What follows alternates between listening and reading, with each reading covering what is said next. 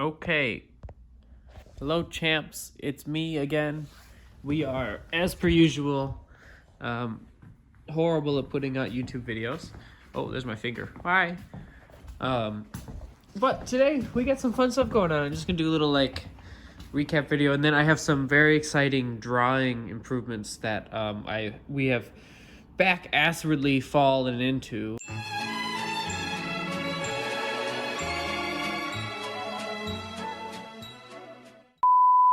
But just before that, we got some rotors. So we're making our trombones. So we got a bunch of trombone rotors. These are going to be for sale as well. We're making 12 trombones, so we're keeping, obviously 12 plus probably another dozen or so on the shelf for our instrument builds. But then we will be selling. These are, oversized Bach rotors. It's a traditional rotor with some modern influences, like the porting is a little more modern. In kind of a traditional rotor format. So it's a really, really sweet setup. We got the rotors over here. The casings are really fun to make. It's my favorite. Except for they suck to make. Ooh, look at that. Look at that hole. What's that hole do? What that hole do? Guess in the comments what that hole do, and I'll give you well, I'll show you what that hole do. Let's put it that way. Yeah, we got lots of trombone going on. Look at these main tuning slide subs, or not subs yet. Oh yeah, subs yet. Yeah, hand slide stuff. Crooks. We got our crook. Drop my phone. This is our large bore cutting fixture, and you can see Dave marked where we put our water key pip and where we put the guard with the little guy on there. This. Don't mind the bad 3D print, but it's still functional. This channel fits, or this fits in the channel of our bandsaw, and then you just cut it. Comes off pretty square. Use the little deburr, little, filage, or like scrape it sandpaper on a granite block, and it comes out pretty dang good. Very, very consistent compared to, marking it on with Sharpie like my entire life. But we're making cutting fixtures for everything. The 3D printer is probably the most indispensable tool in our shop, and I kind of hate when people talk about the buzzwords of 3D printing, but it is indispensable. I mean, the amount of time it saves. I modeled this in about 2 minutes. This is a another cutting fixture for the knuckles for the rotor, because we pre-cut this side just so they go in nice and even. It's easy to orient everything. And, I modeled this in 15 minutes and printed, my print was done within an hour. Our bamboo is fast as shit. This is a milling fixture for orienting that pin that we were looking at, and it's 3D printed, and it works, and it's accurate. So there's our demo, just to make sure all my numbers were right. Because, I have a CAD file, but sometimes reality is different than CAD. Got some more knuckles. These are pretty fun to make. Adam made these a couple days ago. We take a straight tube, and it's just a slight bend. So in the ball up press, we just push the tube into the die and push a ball through it, and we get a good knuckle. These have all been trimmed already. Very round knuckle. No weird wall thickness stuff. Nothing weird. Got all our parts. We're getting a part labeling kind of nomenclature going. It's pretty simple. T for trumpet, TR for trombone. We don't have them. We have parts in them, but no labels yet. F for French horn. But yeah, we're making tons of parts. These are some of those Yamaha. Why is my camera looking? These are Yamaha trombone receivers for the lead pipes. So we make these on our Takisawa. Yui ran these last week. Mouthpiece bore and everything. Shiny. Ooh. Knurl is coming off great. Yeah, I'm making lots of parts. Lots of parts. Pink Lathe is doing pink. We got this Tormac, which we haven't really talked about. It's funny, I've always kind of been anti-Tormac. Just conceptually. Because when you go price them out on the website new, it ends up being like $30,000-$40,000. Am I spending $30,000-$40,000 on that? Or should I just put a down payment on a Haas or something, which would be like $10,000, and then keep the rest of the money, and then, the Haas would be like 50, 60 grand, but It's more machine. But then it comes down to, you know, every machine you guys see in here is coming through this door. And this door is, well, it used to be 4 foot wide. It used to be there, just 4 feet. And we got every machine in here except for the Tormac and the Takisawa. This came in, they disassembled, the electrical panel came off, and then they assembled it in here. The Takisawa, we gotta do a video. Maybe I'll record that tonight. This thing shows up, and yeah, we'll save that. Yeah, we're doing a lot of fun stuff. Omniturn, still use it for mandrels. It's the ultimate mandrel making machine. But I've been kind of like, I really need to figure out drawing cylindrical tubing. Essentially, mainly trombone hand side tubing. I mean, we are getting really good tubes. Like the tubes we're using for our large bores are some of the best tubes that we've ever seen. But I'm kind of a perfectionist when it comes to process, and I don't love the process that I had to do to get there. So I'm taking some time that I don't have to kind of orient myself in the process and really like figure out what the causes shit to happen, because drawing is the most frustrating thing in this field. It is like a dark art. It changes based on variables that I, as a small-minded human, cannot conceptualize. Like, I will take, say I made this batch of tube blanks last week. I did make these last week. We cut them, we anneal them because we don't trust suppliers anneal. We nose them. Well, we cut them, nose them, anneal them, and then pickle them. Our pickle kind of sucks. I'm trying to find a pickle for nickel that works without being, you know, a bright dip, which is illegal, I think. I can't really tell. This is like the Rio Grande nickel pickle stuff, and it works good for the first day, and then it wears out. It also depends like a lot on how you put it in there. I think it has to get clean, because then if it goes in dirty, I think it comes out with all these brown shit on there. But you pickle them. I made these last week. Say these 2 tubes were made last week, and last week I got this one to draw into a hand side tube, and it was beautiful, which did happen. And then this week I take the same tube from the same exact batch on the same mandrel with the same dies on the same draw bench with the same lubricant, and it just completely off on me. Sometimes they just decide to come out like that, which, you know, if you work at, you know, a collection of establishments that may or may not exist in the United States, this is a good draw. And you take it over to Larry and straightening, and you go, then you get it nice and straight. But for me, you know, I would get way too much contempt from Dave if he had to straighten tubes like that and then put them on a $6,000 trombone. And I agree. You know, if you're making a high-end instrument, you should use high-end components. As can be seen by, this is my last week, I was trying to draw lightweight nickel outers for our large bores, which drawing lightweight nickel tubing is very difficult. And I learned a lot since then. It's actually really fun to look back on my younger self from 1 week ago and see how much of an idiot I was and how many hundreds of dollars worth of nickel silver I wasted in the learning process. But that's just how it goes. But I am a big fan of not doing what every company ever has ever done, and is figuring out all this shit that you have to do and this process that you need to do it, and then not writing it down and not telling anyone. That's not cool. So what I'm going to do is I'm just going to go over everything I've learned as a way for me to remember as well. We do actually take process notes. We started recording stuff we have an app which is we're building out, which is pretty cool. It's like a Google App Sheets thing. I'm editing this one, so I'm not good enough to put it in there, but it's Google App Sheets, which is like a super easy, I actually used AI to build out the app for me, for the most part, at least the template. And then we just input all of our stuff that we want to remember. And like, it's a work in progress. It's going to be a work in progress for 20 years, but there are things that are important for drawing. What are the most important things for drawing?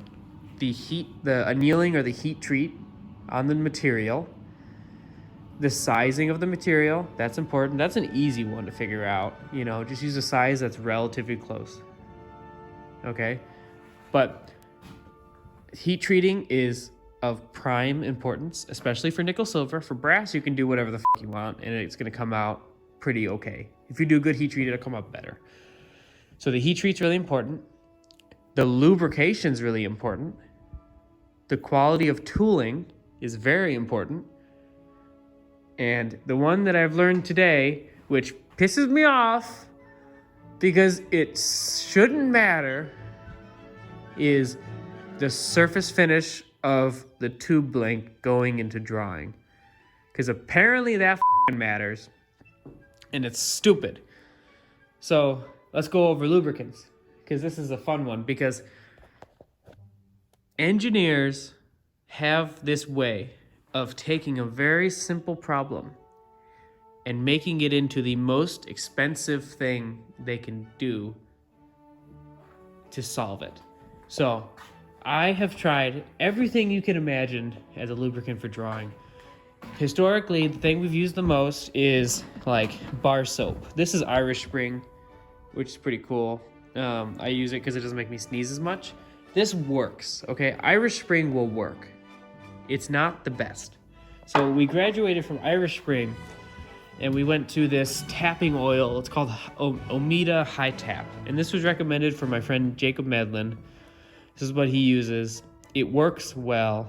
It's not to my taste in terms of the squealing. It squeals too much for me. Maybe I bought a different one from him. He didn't send me a link. He just told me the name.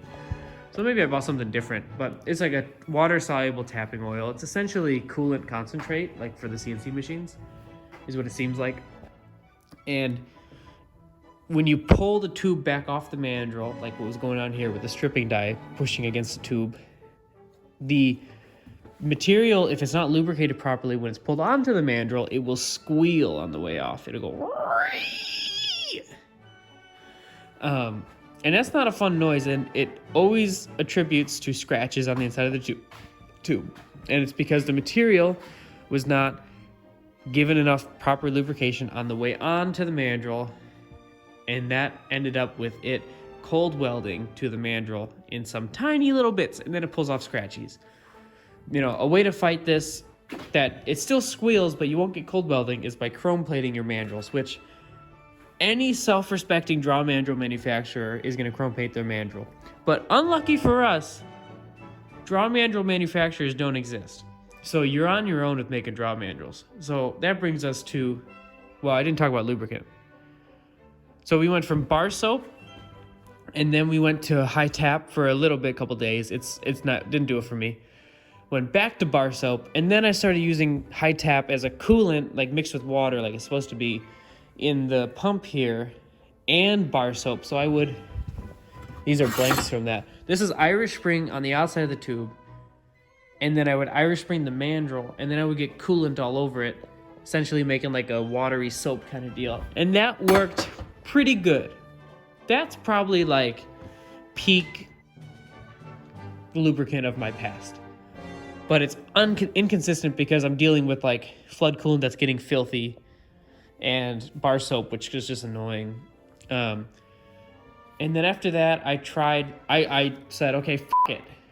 Like, I've been to factories in the last couple of years, and I've seen that they're using, specialty chemicals that are for drawing tubes or stamping. Most of it's kind of bullshit because tube drawing is such a tiny percentage of people in the world who even know what those words mean that there's really not much meant for it. It's a lot of stuff is meant for stamping. It's meant for deep drawing, which is a completely different process. And it just happens that it's adapted from deep drawing to cylindrical drawing by people like us who cylindrical draw. The lubricant I tried that I've seen in other factories was like a pint, and it was like $40 for this pint. You can only buy it. The reason I chose this one is because it was the only one I could buy in an amount less than 5 gallons, and 5 gallons of this was like $450. So I bought it, and I was like, okay, this better be good. And it worked. It smelled really bad. It's like a petroleum-based, grease, essentially. Soapy grease kind of stuff. And this mandrel still has it on it. It is so gross. It's so goopy, and it gets all... Even with gloves, you just feel like you just pooped in your hand. It's crazy. It worked. It was really gross. It was really hard to clean off the tubes. I did not like that. And then I said, it. I'm like, you know what? This is bullshit. For a brief moment, I used Murphy's oil soap. And it was back when I didn't know anything about anything. So then I was like, it, I'll try it again. I know there's like stories that Earl Williams, who is trombone guru, he was a trombone maker later, but I think he was the drawing department lead at Olds, I think. That's my understanding, but I could be wrong. Someone can correct me. I'd be happy to learn. Guru of drawing. And there's stories that Earl Williams would buy Murphy's oil soap, put it in a different container, and sell it to factories as a drawing oil. And I tried it briefly a few years ago and didn't really know what I was doing. I tried it now, and this is cracked. It's the best lubricant for it. It's crazy. I have this tub here, and I have just been throwing tubes in it, letting them soak, and then it gets completely coated inside and out. There's no doubt that you have oil, soap everywhere. It draws great. It doesn't squeal. Nothing bad goes on. It's really easy to wash off, and it's fine. It's great. It's soap. I mean, it's great. So that's the secret. Don't with anything else. Just use Murphy's oil soap. Just don't even mess. Don't try to reinvent the wheel. This is the best okay? That's the best, okay? Hand in hand with lubricant is tooling. So a lot of the tooling I have came from old factories. Actually, all of the mandrels I have, except for one or two, came from old factories. And from a variety of different factories. So it's tricky because you really want to, look at this cart. See how every mandrel's a different length? It's insanity. Absolute insanity. Because this machine is an automatic drawbench. So it has these stops that'll pull to a certain stop length, and then it'll get pushed into the stop with this little finger here, and it'll send the drawbench back to its idle, which is the front. And if that stop is too far back and your mandrel's too short and it pulls through the front plate here, drops down, and then it automatically comes back, it's going to get squished like a banana, and then it's going to fly out and kill someone.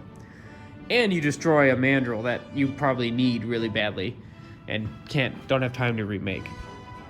So the best thing to do, and what I will be doing from this point on, now that I'm making my own mandrels, is standardizing the overall length of the draw surface and the pulling eyes. All these are different. They're all different. It's so frustrating. So frustrating. They're all different lengths. They're all different, diameters of pullers. It's insane. Why is this one so long? What the fuck? What the fuck are you doing? But you standardize that. You standardize the clip size you use. So the clip is what pulls the mandrel. You can see it interfaced here with the drawbench. It grabs onto the mandrel and pulls it like that. It's a great system. It's super easy, except for when we break them all. Standardize your clip to a 1/4-inch clip. Don't get fancy. Just easy. The steel that these should be made of is 4140 heat treat. So hardened 4140 that has been TGP. Yeah, TGP. Turned, ground, and polished. You buy that. You can buy nominal sizes of that, or you can take that material oversized to a centerless grinding place and have them grind it to a size that you want. They'll grind it to any size. It's so cheap. Grinders are so cheap. You just got to find one that'll do good, accurate work. It's tricky dealing with that kind of work, those kind of guys, because it's not like a 5,000 piece order for them, so they don't really care that much about you, but you just be really nice to them and then ask them very nicely, and you'll find the right shop and they'll do it. This is a mandrel. Yeah, I had some of these old crappy ones reground by a shop, and they did a really good job, so I have some more to do, but that is so important for it to be 4140. If you take, you might say, well, Miles, why can't I use 01 drill rod? because O1 tool steel, like, you know, ground polished rod. Because on McMaster-Carr, I could buy like 100 different sizes. And I was like, well, if you take a piece of drill rod and you drill and tap it and you pull a tube on it, you will get one draw, and then you look down the mandrel and it is just a complete banana. The mandrel is a banana because O1 tool steel is in its soft state when it's a drill rod, and it actually elongates when you pull it. I had a mandrel, it was a 562 diameter mandrel that I was trying to make out of O1 tool steel. It's 9/16 drill rod. Just buy it, $15, it's here next day. Drilled and tapped it, drew a tube, and it bananaed. The mandrel bananaed. And then I measured the overall length of the mandrel after I drew it, and the overall length of the mandrel increased by 1/4 of an inch. 1/4 of an inch. And then you measure the diameter, and the diameter has shrunk after drawing one tube, brass tube actually also. It's insane. That it's an amazing thing. So you might say, okay, well, can I just get that heat treated? It's like, no, you can't really find a heat treater that's going to take this 36-inch long skinny piece of bullshit and heat treat it and get you any type of straightness. So what you can do is you can get tool steel hardened and then ground and polished, but that's a lot of work. Or you could buy 4140 off the shelf that's hardened already, drill and tap either end, and then have it ground and chrome plated. Chrome plating is essential. You can't draw nickel silver without chrome. That's why when you buy tubes from certain suppliers and you look down the inside, they're all scratched up like crazy. Look down your tubes, guys. They're all insane. No one cares about the insides of tubes. It's insane. They're all scratchy. Look down the tubes and you'll see. All scratchy. I got one that looked like a star pattern once from a certain supplier. It's so important for the chrome because the chrome is such a slick, hard surface that it's not going to let any bullshit that's inside the tube embed into the mandrel. It'll embed into the tube and you throw it out. But the issue, you want it to f*** the tube. You don't want it to f*** the mandrel, because if it f***s the mandrel's f***ed, and you don't realize that you draw 100 tubes on that mandrel, every tube is going to have the same marks. And that's a big problem. And you can't just keep buffing these things, because if you keep buffing the mandrels, they're just going to get smaller and smaller and weirder and not round and not round. And then you end up with bad tubes. It's crazy. So tooling's really important. 4140 heat treat TGP. You can buy 1/2-inch TGP. You can buy 9/16. You can get all the metric sizes. That's what I did when I made a new. This is my new 590 mandrel for trombone hand slide tubes. No, this isn't it. It's over here.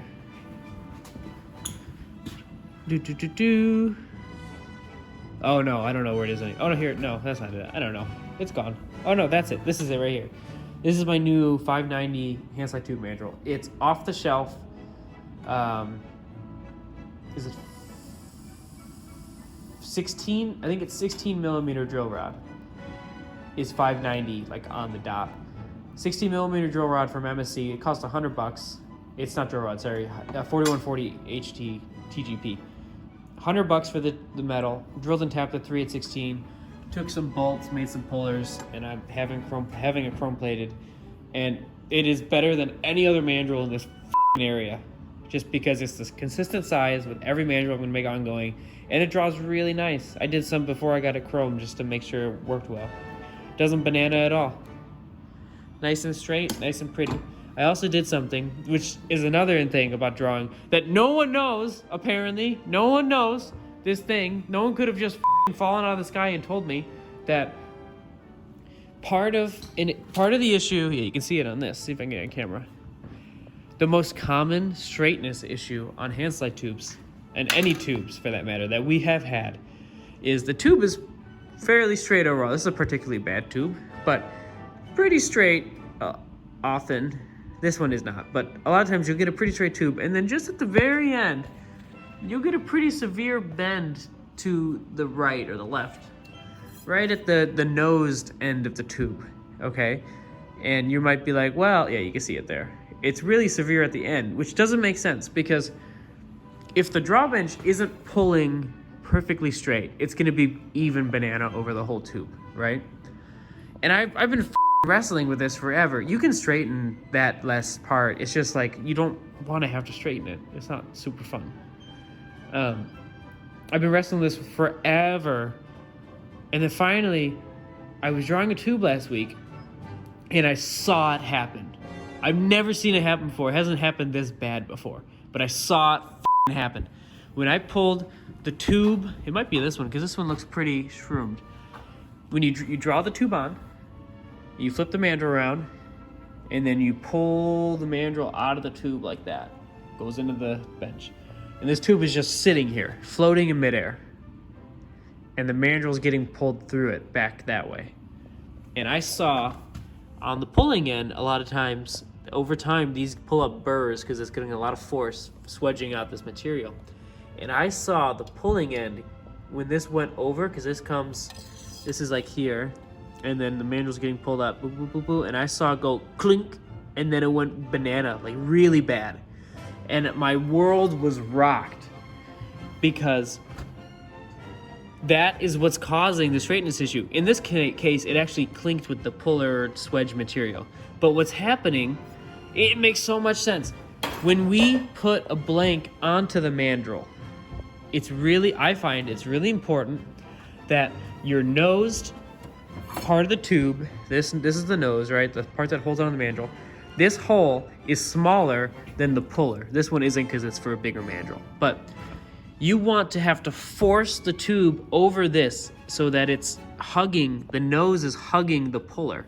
And that's going to give you more staying power on your nose. Your noses are less likely to pull through, because that's a common issue with drawing, is breaking noses or pulling through because they're too soft. And when the nose is engaging on the puller and engaging on this face, it is the most likely to not pull through and have to get it back off and bullshit. And I was always thinking about that, and I did my best to make that happen. And I never thought about the inverse, which is when you're drawing a tube off, it's critically important for the nose to not be contacting this puller. Because when you're pulling that tube off and the nose is rubbing on that face against here, of course, if there's friction here and the tube's moving here, gonna get whacked. And as soon as this puller gets through, there's no more force on the tube. So there's no bend here. There's only a bend at the end where the puller is engaging the nose. So I spent all this time like trying to figure out, like looking down the draw bench, like, is this not pulling straight? Like, what the is going on? And that was the issue. So it works out with our new mandrels because the threads are removable. So we draw the tube on, we flip it around, we remove this pulling thread. So there's nothing for the nose to rub against except for the end of the mandrel, which is also tapered very slightly to avoid pulling this sharp edge through the entire tube. It's tapered, so it's always gradual. So there's no direct 0 point on the pull. And the tube pulls off. There's no weird bend in this area. And it's the straightest tubes that we have ever gotten off a draw bench. And that's all it is. That is like every single one of these mandrels these are from 6 different factories. Like 6 different factories that everyone knows the name of. None of them figured this shit out. They were just having straightening departments. It's insane to me. Absolutely insane. That makes so much of a difference. The material's hugging the pulling part, whatever, puller, I don't know. It's a bolt. We call it the bolt because it's a bolt on the tapered stuff.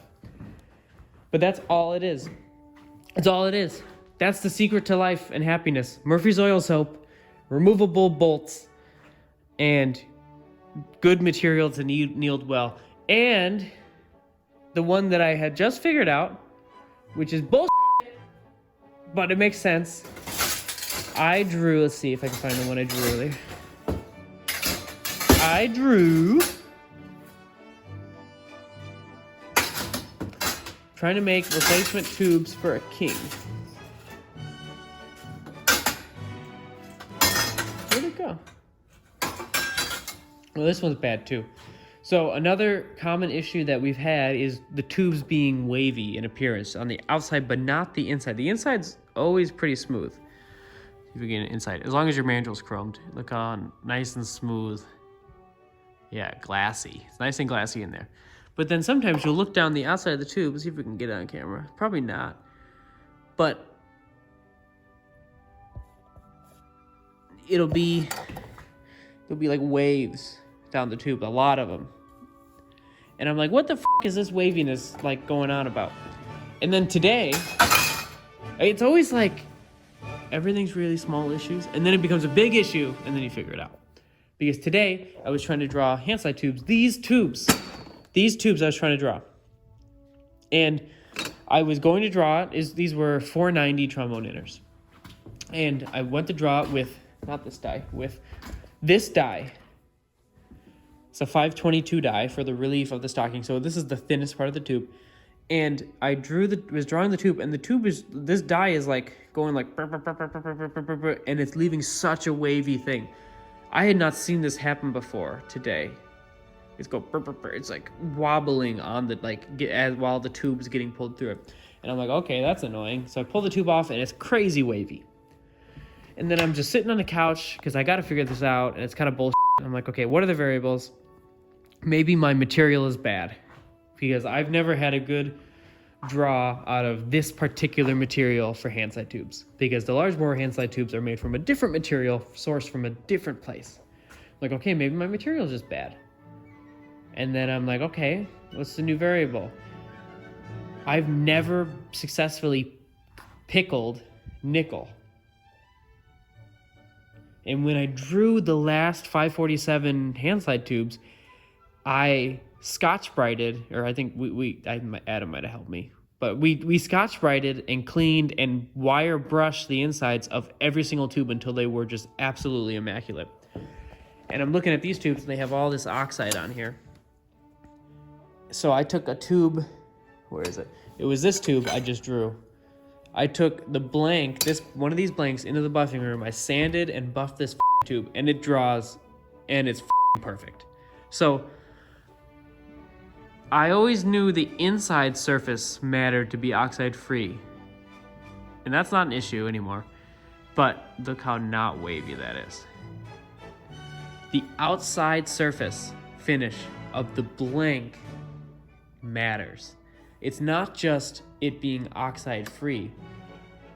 It gets a better result if it's polished. And that is so cool, because what's happening when the die is wobbling is, depending on where there's more of this buildup on one side of the tube from the other, like this tube, for example, is orange here, orange oxides here, and this side's pretty clean, and there's different oxides here. It's having different coefficients of friction as it gets pulled through the die, so it's getting yanked by the coefficient of friction depending on the oxide. It's insane! Insane! Absolutely insane. And it makes a difference. I drew with the exact same die with a buffed piece, and it came out perfect. So, yeah. Pretty cool. I think that's pretty much it as far as the revelations I've had in the last week. Yeah, it's pretty cool. This material, this is different. This was when my pickle was brand new, and these draw very well. Not as well as a polished tube, but these draw very well because they're pickled evenly. But as soon as the pickle starts getting old, it starts off on me, the tube drawing. It's so frustrating.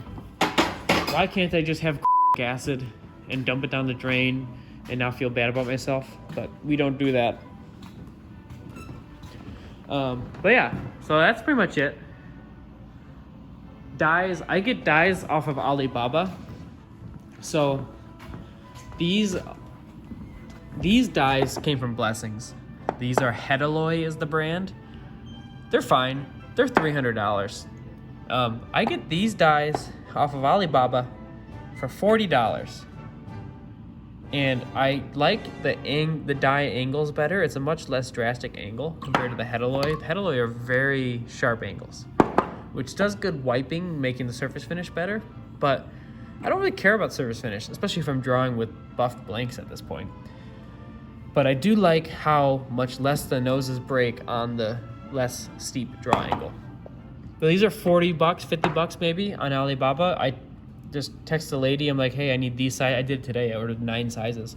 You order the size, comes in like about a month, and you can get any size you need. And I've never had one wear out. We've done a good bit of drawing through some of them, and they're great. They're good quality dies. So don't be afraid to order draw dies off Alibaba, apparently. So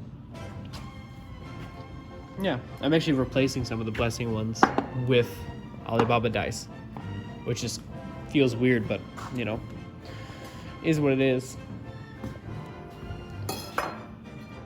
It's so frustrating. Guys, don't draw tubes. Please don't draw tubes. It is so unbelievably frustrating. You don't even know. Oh my God.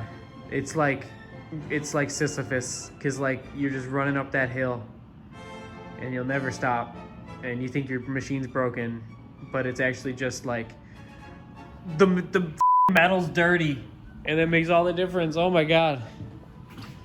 It's crazy. Look at all the bells.